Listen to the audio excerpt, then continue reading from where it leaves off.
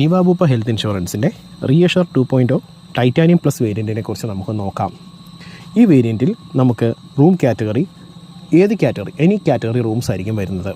ഏത് കാറ്റഗറിയിലുള്ള റൂംസും നമുക്ക് എടുക്കാവുന്നതാണ്. റൂം ക്യാപ്പിങ്ങുകൾ ഒന്നും തന്നെ ഇല്ല. For example deluxe room, suite rooms ഏത് വേണമെങ്കിലും നമുക്ക് ഈ വേരിയൻറ്റ് പ്രകാരം നമുക്ക് എടുക്കാവുന്നതാണ്. അതുപോലെ ഇതിൽ റീസ്റ്റോറേഷൻ കവർ വരുന്നത് നമ്മൾ എടുക്കുന്ന സം ഇൻഷുർഡിൻ്റെ അൺലിമിറ്റഡ് ടൈംസ് ആയിരിക്കും. ഫോർ എക്സാമ്പിൾ നമ്മളിപ്പോൾ എടുക്കുന്നത് 10 ലക്ഷം രൂപ സം ഇൻഷുർഡ് ആണെന്നുണ്ടെങ്കിൽ ആ 10 ലക്ഷം രൂപ ഒരു ഹോസ്പിറ്റലൈസേഷൻ ആയിരിക്കും ലിമിറ്റ് ചെയ്തിരിക്കുന്നത്. അതിനുശേഷം വീട്ടിൽ തിരിച്ചെത്തിയാൽ 24 hours കഴിയുമ്പോൾ ഓട്ടോമാറ്റിക്കലി വീണ്ടും നമ്മൾ എടുത്തിരിക്കുന്ന സം ഇൻഷുർഡ് 10 ലക്ഷം രൂപ നമ്മുടെ ഇൻഷുറൻസ് പോളിസിയിലേക്ക് കവറേജിലേക്ക് റീലോഡ് ആവുന്നതായിരിക്കും. പിന്നീട് വേണമെങ്കിൽ നമുക്ക് സെയിം രോഗത്തിനോ വേറെ എന്തെങ്കിലും രോഗത്തിനോ നമുക്കോ കുടുംബത്തിലുള്ള മറ്റാൾക്കോ ഈ പ്ലാൻ പ്രകാരം വീണ്ടും 10 ലക്ഷം രൂപയുടെ അടുത്ത ഹോസ്പിറ്റലൈസേഷൻ ഉപയോഗിക്കാവുന്നതാണ്. അത് ഉപയോഗിച്ച് തീർന്നാൽ വീണ്ടും ഇതിലേക്ക് നമുക്ക് 10 ലക്ഷം രൂപ റീലോഡ് ആവുന്നതായിരിക്കും. പണ്ടത്തെ ഇൻഷുറൻസ് കാലഘട്ടത്തിൽ പണ്ടത്തെ ഇൻഷുറൻസിൽ എങ്ങനെയായിരുന്നു എന്നുണ്ടെങ്കിൽ 10 ലക്ഷം രൂപ ഒരു കൊല്ലത്തേക്കായിരുന്നു നമുക്ക് ലോഡ് ചെയ്ത് കിട്ടിയിരുന്നത്. പക്ഷേ ഇപ്പം അത് നമ്മളൊരു 6 മാസം വെച്ചിട്ട് നമ്മൾ ലോഡ് ചെയ്താലും നിൽക്കുന്നതായിരുന്നു, അവസാനിക്കുമായിരുന്നു. പക്ഷേ ഇപ്പോഴത്തെ ഇൻഷുറൻസിൽ നമുക്ക് നോർമലി ഒരു തവണ ഒരു ഹോസ്പിറ്റലൈസേഷൻ എന്നുള്ള രീതിയിലേക്ക് മാറിയിട്ടുണ്ട്. അടുത്തതായിട്ട് വരുന്നത് റിന്യൂവൽ ബോണസാണ്. സാധാരണ എല്ലാ ഇൻഷുറൻസിലും നമുക്ക് ലഭിക്കുന്ന ഒന്നാണ് റിന്യൂവൽ ബോണസ്. നിവാബൂപ്പയുടെ ഈ എഡിഷനിൽ നമുക്ക് ക്ലെയിം ചെയ്താലും ഇല്ലെങ്കിലും നമുക്ക് ബോണസ് ലഭിക്കുന്നതാണ്. ആ ബോണസ് ലഭിക്കുന്നതിലുള്ള ചെറിയ വ്യത്യാസം വരുന്നുണ്ട്. ഒന്നാമതായി നമ്മളിപ്പോൾ ഈ കൊല്ലം എടുത്തിരിക്കുന്ന 10 ലക്ഷം രൂപയാണെന്നുണ്ടെങ്കിൽ നമ്മളതിൽ ക്ലെയിം ഒന്നും ചെയ്യുന്നില്ല എന്നുണ്ടെങ്കിൽ ഈ 10 ലക്ഷം രൂപ അടുത്ത കൊല്ലത്തേക്ക് അതേപോലെ തന്നെ ക്യാരി ഫോർവേഡ് ചെയ്ത് പോകുന്നുണ്ടാവും. അടുത്ത കൊല്ലം നമുക്ക് ബേസിക്കായിട്ട് റിന്യൂ ചെയ്യുമ്പോൾ കിട്ടുന്ന 10 ലക്ഷവും ഈ കൊല്ലം നമ്മൾ എടുത്തിരിക്കുന്ന 10 ലക്ഷം രൂപ പ്രീമിയവും കൂടെ 10 ലക്ഷം രൂപ സം ഇൻഷുറും കൂടെ കൂട്ടുമ്പോൾ നമുക്ക് 20 ലക്ഷം രൂപ കവറേജിലേക്ക് നമുക്ക് വരുന്നുണ്ടാവും.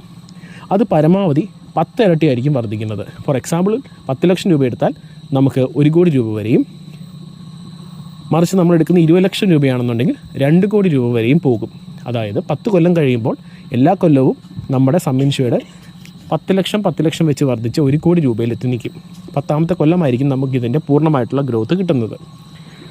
ഇനി നമ്മൾ ഇതിൽ ക്ലെയിം യൂസ് ചെയ്തു എന്നുണ്ടെങ്കിൽ, ഫോർ എക്സാമ്പിൾ 10 ലക്ഷം രൂപയിൽ നമ്മൾ ഈ കൊല്ലം 2 ലക്ഷം രൂപ ഉപയോഗിച്ചിട്ടുണ്ടെന്നുണ്ടെങ്കിൽ നമ്മുടെ ഈ കൊല്ലത്തെ ബാലൻസ് ആയിട്ട് 8 ലക്ഷം രൂപയായിരിക്കും കണക്കാക്കുക. ബോണസിനായി കണക്കാക്കുന്നത് 8 ലക്ഷം രൂപയായിരിക്കും.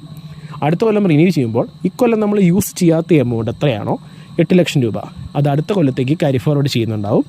അടുത്ത കൊല്ലം നമുക്ക് വീണ്ടും നമ്മുടെ സം ഇൻഷുർഡായി കിട്ടുന്ന എമൗണ്ട് 10 ലക്ഷം രൂപയായിരിക്കും. പ്ലസ് 8 ലക്ഷം കൂടെ കൂട്ടുമ്പോൾ 18 ലക്ഷം രൂപയുടെ കവറേജ് നമുക്ക് ഇതിൽ വരുന്നുണ്ടാവും.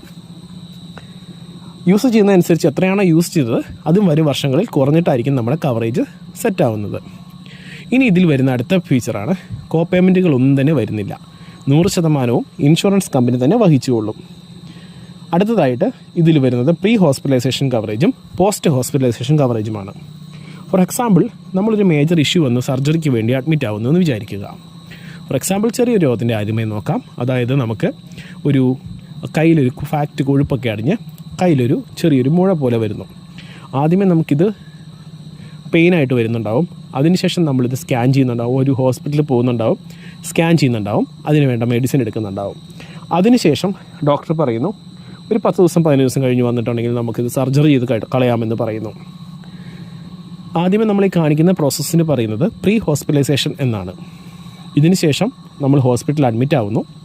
ഹോസ്പിറ്റലിൽ അഡ്മിറ്റ് ആവുന്ന സമയത്ത് നമ്മൾ ആ 24 hours അഡ്മിറ്റ് ആവുന്ന സമയത്ത് നമ്മൾ സാധാരണഗതിയിൽ പ്രീ ഹോസ്പിറ്റലൈസേഷൻ എത്ര എക്സ്പെൻസ് വന്നോ അതിൻ്റെ ബില്ലും കൂടി ഇതിൻ്റെ കൂട്ടത്തിൽ സബ്മിറ്റ് ചെയ്യാനായിട്ട് സാധിക്കുന്നുണ്ടാവും. സാധാരണഗതിയിൽ 60 ദിവസത്തിനുള്ളിലുള്ള പ്രീ ഹോസ്പിറ്റലൈസേഷൻ എക്സ്പെൻസസുകളായിരിക്കും എടുക്കുന്നത്. അത് സെയിം അസുഖത്തിന് വേണ്ടി മാത്രമായിരിക്കണം. അതിനുശേഷം നമ്മൾ വരുന്നത് പോസ്റ്റ് ഹോസ്പിറ്റലൈസേഷൻ എന്ന് പറയും. അതായത് നമ്മൾ ഹോസ്പിറ്റലിൽ സർജറി കഴിഞ്ഞ ശേഷം നമ്മൾ വീണ്ടും വീട്ടിലേക്ക് പോകുന്നതിന് മുമ്പായി ഡോക്ടർ പറയും ഒരു 20 days കഴിഞ്ഞ് അല്ലെങ്കിൽ 10 days കഴിഞ്ഞിട്ട് വരൂ, നമുക്ക് വീണ്ടും ഇതിലൊന്ന് റിവ്യൂ ചെയ്യണമെന്ന് പറയുന്നുണ്ടാവും. ആ സമയത്ത് വീണ്ടും പോയി സ്കാൻ ചെയ്യേണ്ടതായിട്ട് വരുന്നുണ്ടാവും, സ്റ്റിച്ചുകൾ അയക്കേണ്ട എക്സ്പെൻസ് കാര്യങ്ങളൊക്കെ വരുന്നുണ്ടാവും. ഇത് നമുക്ക് എന്ത് ചെയ്യാം, 180 ദിവസം വരെ ഉള്ളത് നമുക്കിതിനകത്ത് കവറേജിലേക്ക് വരുന്നുണ്ടാവും. ഈ 180 ദിവസം വരെ ഉള്ളത് നമുക്ക് റീഇംബേഴ്സ്മെൻ്റ് ആയിട്ട് ഇതും നമുക്ക് ക്ലെയിം ചെയ്തെടുക്കാനായിട്ടുള്ള ഓപ്ഷൻസ് കാര്യങ്ങളെല്ലാം ഇതിൽ വരുന്നുണ്ട്. അടുത്തൊരു ഓപ്ഷൻ ഇതിൽ വരുന്നത് ഡേ കെയർ ട്രീറ്റ്മെൻറ്റുകളാണ്. പണ്ട് 24 മണിക്കൂറിലധികം എടുത്ത് നമ്മൾ ഹോസ്പിറ്റലിൽ അഡ്മിറ്റായി ചെയ്തിരുന്ന പല ട്രീറ്റ്മെൻറ്റുകളും ഇന്നത്തെ കാലത്ത് രാവിലെ പോയി ട്രീറ്റ്മെൻറ്റ് എടുത്ത് വൈകുന്നേരം തിരിച്ചു വരാനായിട്ട് സാധിക്കുന്നുണ്ടാവും. അത്തരത്തിലുള്ള ഉദാഹരണത്തിന് നമുക്ക് റോബോട്ടിക് സർജറീസ്, കാറ്ററാക്ട് സർജറീസ്, ഇത്തരം കാര്യങ്ങളെല്ലാം തന്നെ നമുക്ക് വെറും 2 മണിക്കൂർ ഹോസ്പിറ്റലൈസേഷൻ ഉണ്ട് എന്നുണ്ടെങ്കിലും നിവാബൂപ്പയുടെ 2.0 ടൈറ്റാനിയം പ്ലസ് വേരിയൻറ്റിൽ നമുക്ക് ക്ലെയിം ചെയ്തെടുക്കാവുന്നതാണ്.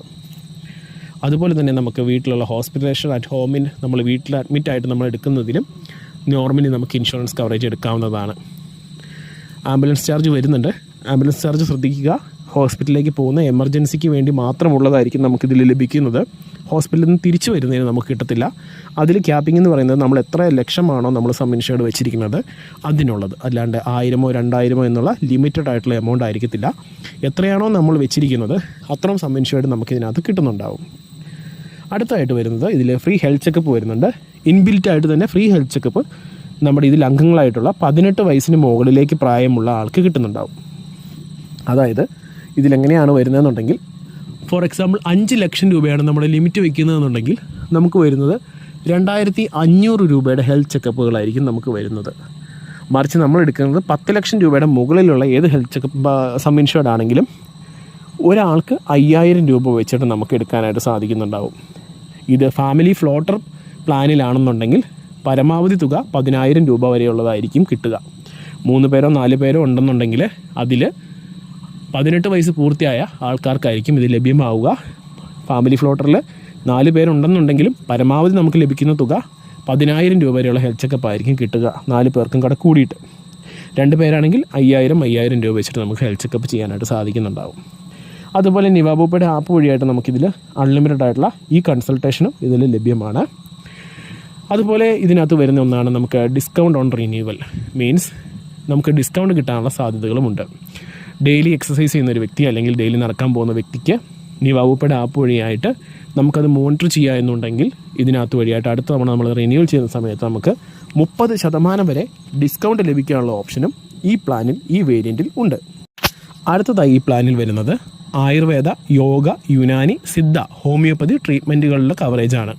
നമ്മൾ സം ഇൻഷുർഡ് എത്രയാണോ എടുത്തിരിക്കുന്നത് ആ തുക വരെയുള്ള എമൗണ്ട് നമുക്കിതിൽ ക്ലെയിം ചെയ്തെടുക്കാവുന്നതാണ്. ചില കാര്യങ്ങൾ പ്രത്യേകം ശ്രദ്ധിക്കണം. ഒന്നാമത്തെ കാര്യം, നമ്മൾ ഗവൺമെൻറ് റെക്കഗ്നൈസ്ഡ് ആയിട്ടുള്ള ഒരു സ്ഥലത്തായിരിക്കണം ട്രീറ്റ്മെൻറ്റ് എടുക്കേണ്ടത്. രണ്ടാമത്തെ കാര്യം എന്നുള്ളത്, ഈ ട്രീറ്റ്മെൻറ്റ് എടുക്കുന്ന സമയത്ത് നമുക്ക് ഈ പറഞ്ഞ പോലെ സുഖചികിത്സകൾ അങ്ങനെയുള്ള കാര്യങ്ങൾക്കൊന്നും എടുക്കാനായിട്ടുള്ള ഓപ്ഷൻസ് വരുന്നില്ല. ഏതെങ്കിലും ഒരു രോഗത്തിന് തന്നെ നമ്മൾ അഡ്മിറ്റായി ട്രീറ്റ്മെൻറ്റ് എടുക്കുക തന്നെ വേണം. അടുത്തൊരു ഓപ്ഷൻ ഇതിനകത്ത് വരുന്നതെന്ന് വെച്ചിട്ടുണ്ടെങ്കിൽ നമുക്കിതിനകത്ത് ഓർഗൻ ഡോണറിനുള്ള എക്സ്പെൻസസ് ആണ്.